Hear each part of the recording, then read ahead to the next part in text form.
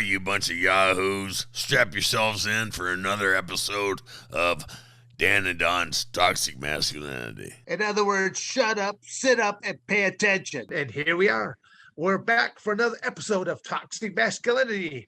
Tonight we are without the services of our co-host, Don the Predator Fry. He's got a few medical issues. He's taking place, but we got Tony Martinez that is stepping up the plate to help fill in and to make things go through. And yours truly, Dan Severn. We have a special we are honored to have a special guest here this evening.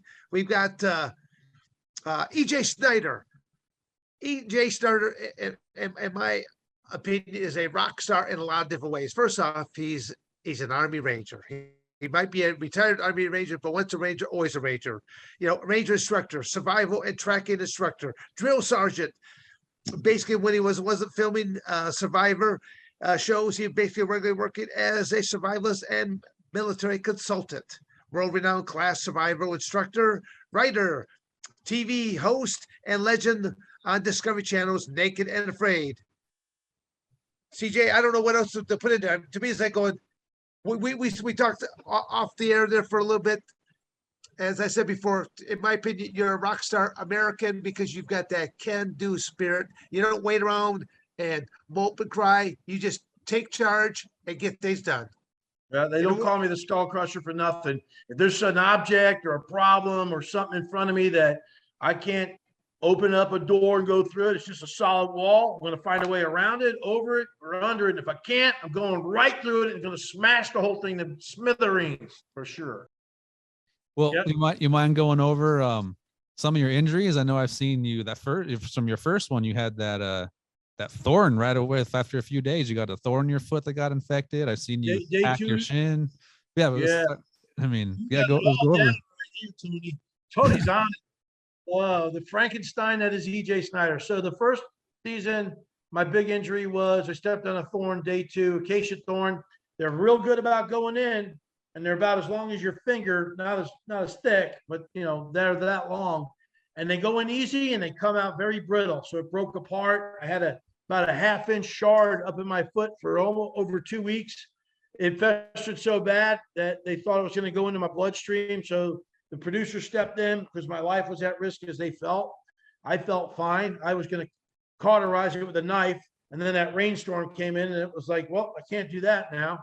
So they took me to the bush doctor, gallon of alcohol, safety pin, razor blade. Let's go. No local numbing, slashes it, digs in there, dumps the alcohol on there. Pus is shooting up over his shoulder, bouncing off the tent. I'm screaming. Kelly's holding my hand.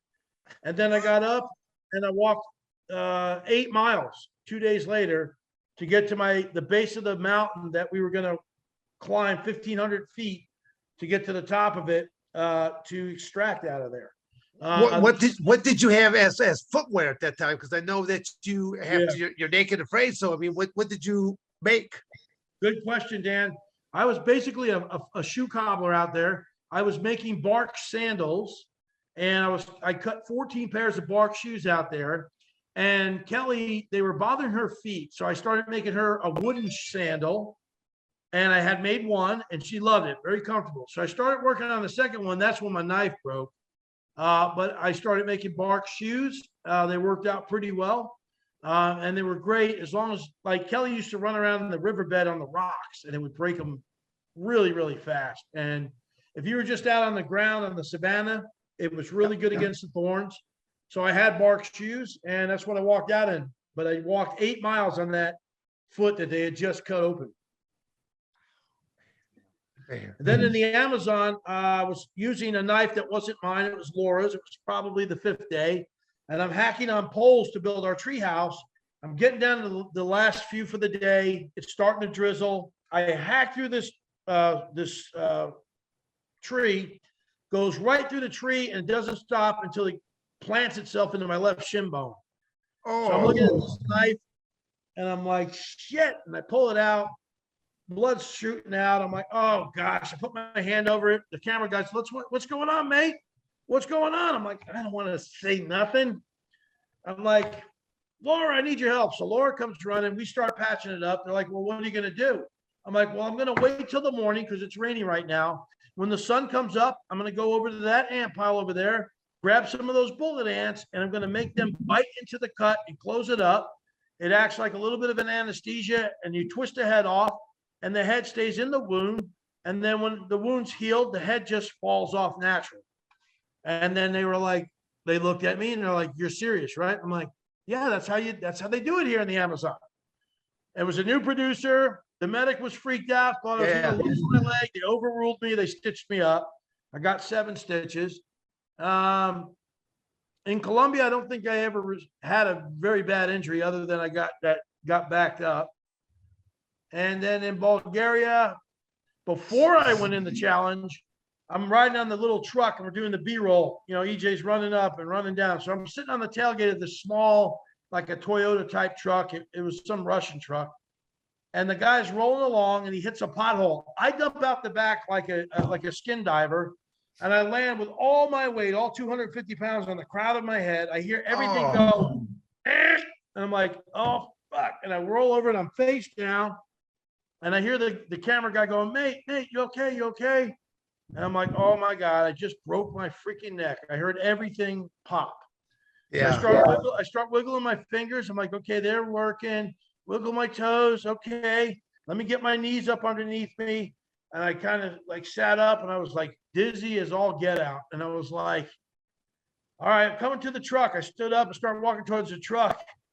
And they're like, where's the truck? Where's like, mate, it's right in front of you. I'm like, I got a hold of that tailgate. And I was like, oh my God, what the hell? Are you guys trying to kill me? He's like, and he's filming me. He's like, mate, you want to go home now, right? You probably don't want to finish this now. And it was like, we weren't even in the challenge yet.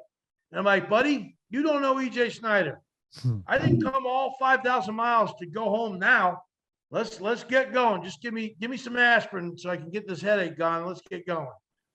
So that was a pretty rough one. I mean, when you woke up the next day, were you all stiff and hurt, or you know, from that? Yeah, my neck was super stiff. But thankfully, you know, I've always. But you never had to have an X-ray onto it. Just never, good to go. Never broke. Just was a good readjustment, I guess. Thankfully, I've always worked my neck out, you know, for the fighting days, and made sure even for football, I always had a super strong neck. So that probably saved me. And that particular episode, before we go back to injuries, I probably got pretty close to hypothermia that night. I didn't have any furs like I did in the swamps. And I lost my fire. They never showed it on the episode, but I lost my fire. I was having to do bow drill fires. And at that place, you could only bow drill between 1 and 3 in the afternoon when the sun was highest and the hottest, because there would be a cold breeze blowing in there. It would get the mist would come in. And water and wind are the enemies of fire. And so I'm bow drilling away, can't get a fire. That was the longest 14 hours of my life. The weather got down about 28 degrees that night. I'm dancing all over the place. I'm singing, I'm hollering. I'm trying to climb up under yellow grass to get warm. I climbed up under leaves. The next morning, I'm sitting there and I'm surrounded in my valley by tall peaks, 360 degrees. So the sun, even though it's up at 6, I got to wait till 8 o'clock for it to clear the ridge. So I'm sitting there in a yoga, you know, cross-legged position, palms up, meditating, praying. Oh, and I hear the crew come up and they whisper, holy shit, he's still fucking here. And I stand up and I scream and I go, yeah, goddamn right, I'm still here. Let's get fired today because I'm fucking half froze. Let's go.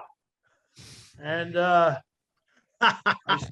finished that challenge. And that challenge, on the other side of the ridge from where I was over the mountain, they sent in a regular Naked and Afraid 21-day team, a man and a woman. The guy quit on day 2. The girl was by herself for several days. She was starting to get ready to go. And they were like, I'm like, I heard that she was by herself. And I was like, I had like a week left or something. I was like, well, no one should be out here alone. I've been out here for 2 weeks by myself. When I'm done here, I'll go help her. And they're like, really?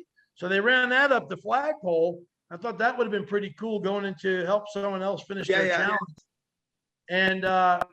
And they were like, the timing, the girl was getting ready to tap. So they're like, we got to get someone in there now. So they sent another guy in. 2 days later, she wound up tapping anyway. And then he tapped the next day. So 4 people went to Bulgaria, and only I came out. Wow. Wow. Then, of course, we know the swamps. I decided to split up, try to spear my meatballs, and castrate myself. Don't want to repeat that, but it definitely was puts you on the map for being hardcore for sure. Hell yeah. And then thankfully this challenge, other than what I went in with, 3 broken toes, a bad back, and hypothyroidism with a severely failing thyroid. Oh, that's all. I didn't do anything out there to worsen my situation. Wow.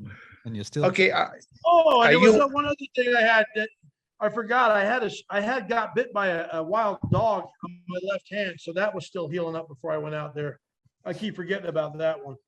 Well, okay, but did that happen domestically? What back? Yeah, domestically. Yeah, domestically. I just didn't the wildcat take you out, so something domestically might. Yeah, it was a wild dog. It was in I forget where I saw him at. He was coming up like he was hungry, so I went to feed him something, and then he got scared or whatever and bit my left hand. I was like, "You little." He had a strong jaw. It was a mess. I'm grateful there. Oh, yeah. EJ, you're familiar with the other program known as Survivor, right? Yes. There's Naked and Afraid, and then there's Survivor. Naked and Afraid, basically 2 people typically go out there, usually a man and woman. Then you got Survival, where it's a group of I think of 6 people. I might be wrong on the numbers here right Survivor? now. But yeah, Survivor. Where usually they set up a group. Survivor's normally 18 people. I think one season they did 20. Okay. And they divide and they divide up into 2 teams, and again through a whole series of ways that they get their two verse teams. 2 teams. Sometimes they spend 3 tribes. That's when they do like the 18. They'll do 3 tribes. I applied for that show like 14 times or something like that. And I was a finalist, semifinalist in season 13. They switched the program up to be more, it was the ethnic season where they had the Hispanic tribe, Asian tribe, African-American tribe, Caucasian tribe. So my peg as a skull-wearing, loudmouth, big muscle dude, that peg, wasn't, I didn't fit any of the pegs. So it was Billy Garcia, a good friend of mine, did. He's a underground wrestler. Then they came back in season 21, and it was the over 40, under 30 season, and they picked me up. And I went out there, tried out, made the final cast, and I was good to go. And then they called me up a few days later after I was already done and approved. EJ, we're going a different direction. Jimmy Johnson, the football coach, cleared his medicals because he was a super Survivor fan.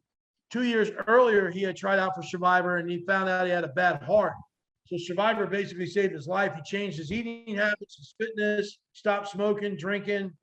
So he cleared medicals.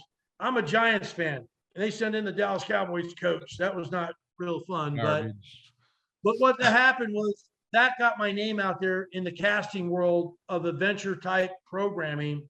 And it's probably part of the reason why Discovery found me, because my name was bouncing all over different reality TV shows at that point. Wow.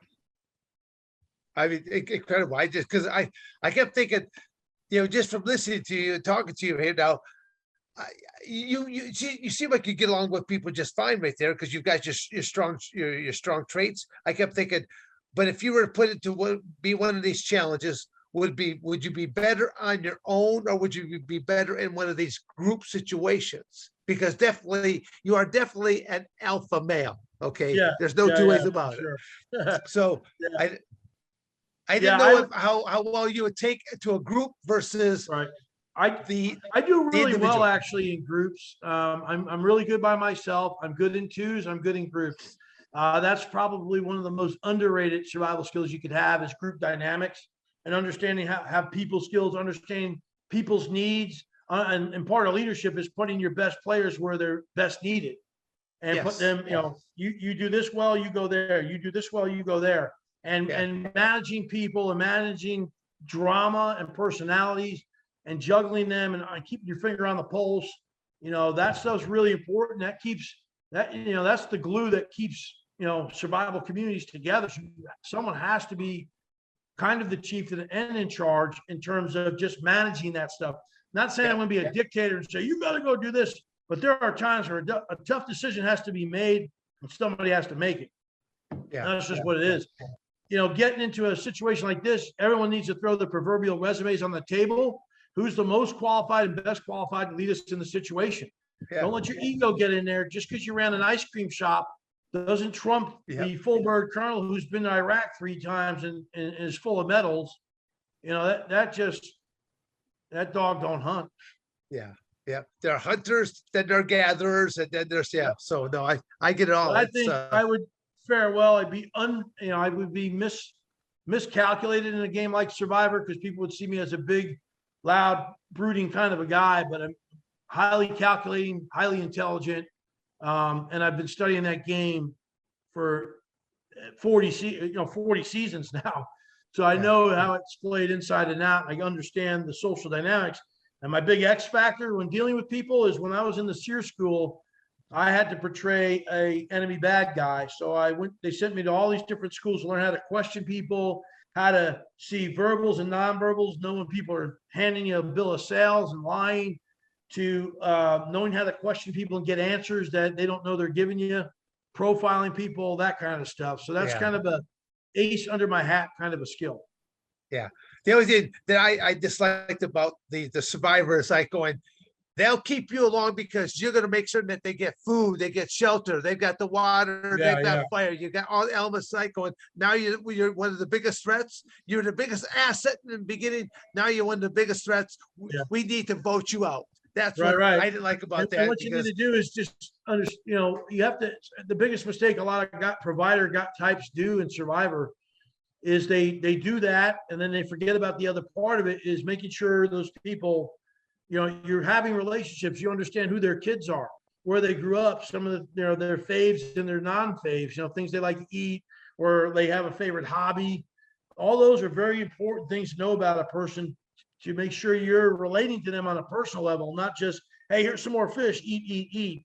And then always, you always have, us older guys, we always have those bad knees, and so I'm not going to be an individual challenge threat because I got, we've been doing this team events and I did okay, but I think during one of those challenges, my right knee is a little bummed. I'm not going to be able to be a threat for you to take your individual immunity idol. And then that one I needed most, that's when my knees miraculously is better. I thought you had a bad knee. Oh, it must have got better. It must have been all that fish oil I put on it.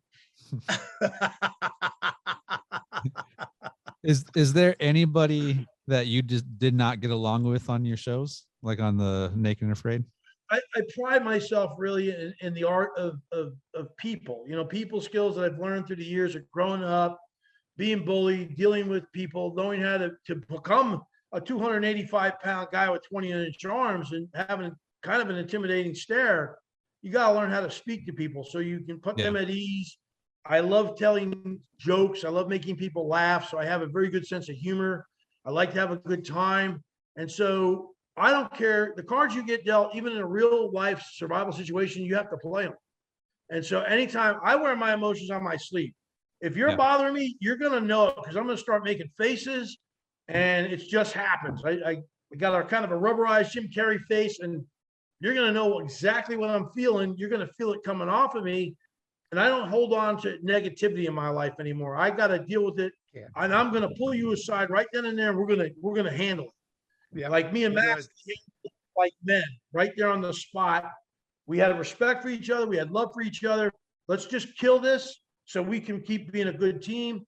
I had a situation with Suzanne who felt like she was being a sidekick. And I was like, honey, you're no sidekick. You got value. I value you. You helped me and Sarah build a great shelter. She was just intimidated by my reputation and who I was before she even gave me a chance to let her do her thing. And she took the fish hooks. I'm like, girl, you hadn't even put a fish hook in one yet. I can't fish. I'm terrible. I'm the worst fisherman on the planet. Please go fish because we need to eat and be a hero in that sense. And so even Amber and I've known Amber a long time. I've known her husband longer. He's a knife maker. And she's like a sister. I love her. Yeah, she's Did good. she get on the nerves out absolutely. She got on my nerves. Did I probably get on her? Sure. You haven't had a cheeseburger involved, but we dealt with it on and off camera. You got to have those conversations continually to make sure, if something's irritating you, that little thing out there can become a monstrous thing. And if it becomes cancerous, it affects the rest of the group. Man, you got to put that thing to bed quick. So, I mean, I've had some cast do some unscrupulous things outside of the thing, but we're a crazy family. You don't have to like everybody, just respect each other, get along. And, if I would never do what they did to me in public or make those remarks or do those certain things. But they have to live with that. That's on them. That's not on me. Nothing I can just say, like I've openly said publicly, I forgive you guys, both of you, you know who you are. And that's it. I have nothing but love in my heart for you. And it's over. That's it. You can't do nothing about what's back there. You can't. You can only learn from it and you can only move forward. That's it. In life, that's what it is. Well, actually, I keep looking at the What's back there? Well, that guy, FJB, we could do something about that though. So that don't count. I get a kick out of the one. I'm looking at the one photo over your right shoulder there. And I mean, the bottom photo, it actually reminds me more of the Arnold Schwarzenegger picture from his one movie. What movie am I? Yes, yeah. This one reminds me of that Predator. What am I thinking of there, Tony? When he's out in the bush with Predator. Predator. Predator. Yeah, that was the swamps of Florida. We had one deer pelt. I put that over like a cloak, and I had this little stick going through it. And thank God we had that. It was so cold. And then I know you see that one up there. That's from Colombia. And that one was the first XL. And then this one behind here is a show I did called Mountain Masters. I don't know if the cameras they got a little light. No, it's seen it nicely. But that one, I hosted a show where they did survival skills challenges all the way up the mountain, and we voted one person out based on what they performed and presented us. And then we did it to the second person, and the last two fought up the mountain. First one who put their axe in the stump won $10,000, titled Mountain Master. And we filmed that was just a pilot, one episode. We're waiting to see if that thing's doing anything else. And then over here on the stair, we've got up in the back corner, there's me and Jeff doing dual survival. Let's see, there's me and Jeff up top there. Jeff was out there with me on this one. He's my second longest partner at 53 days or 52. Wow. And then that's okay, but that all was in Thailand? No, up there, that one was Brazil, that picture right okay. there. Now that one's Thailand. That's northern Thailand. Okay. That's me and Ed Stafford. Ed Stafford he's the first man to walk the entirety of the Amazon River from Peru all the way to Brazil. He wrote a book, Walking the Amazon. He's a British guy doing all these adventure shows. He was the first guy to go out naked on an island by himself with no tools at all for like 60 days. And then he was out on the Fijian island. And then we did like 3 months later, we're filming Naked and Afraid. And then lastly, there's me. Last time I was in Iraq. I don't know if that's very well, you can see that. Yep. No. So that's just one of my promo posters that I do these appearances. So everyone's like, oh, there he is. Makes a nice backdrop. Yeah, it's really nice. EJ, what can I say? You're just an American badass. That's what I think. You and I would have a good time together. That's all I know. We get along just fine. Sure we would, buddy. Coming from one badass to another, I'm honored. Like I said, you have carved a great way of your own in your business, and I was been a fan since day one of you. I still go back and watch all the clips and find you on YouTube and all the old fights, and I just have always enjoyed your career. well, part of our purpose here with doing this podcast here, we're just going to, because a lot of people, when they've heard that, Don Fry and I were going to start to do something like this, they kept thinking it was going to be just done about fighting. I go, we'll jump into all the things that we've done. I like amateur wrestling, so I like to talk to, amateur wrestlers. I like to talk to professional wrestlers. I like to talk to cage fighters, but then also I want great Americans. I want people that took risks. I want people that have become successful business people. I want people that have that American spirit. I've got, Tony and I, we got different people that are lined up that they've come to the United States the right way. Immigrants that have come to our country the right way, and they don't like what's happening at our borders and things of that nature. I want them to come on our show and let them speak out against what is wrong with the United States, because it's great to hear from someone that has come to our country for someplace else, and to know they did it the right way. That's the way everybody else should be doing it. Absolutely. 100%. Yeah, there's a right way to do things, and there's a wrong way to do things, and then it's called having proper leadership, and we don't have leadership in our country right now. We have such a quagmire of problems. Yeah, yes, lots of problems. So lots of problems and very little solutions, at least coming from where the problems originating from. Yes, there's definitely enough answers out there, and they need to happen pretty soon, or things are going to be in really bad shape. Yep.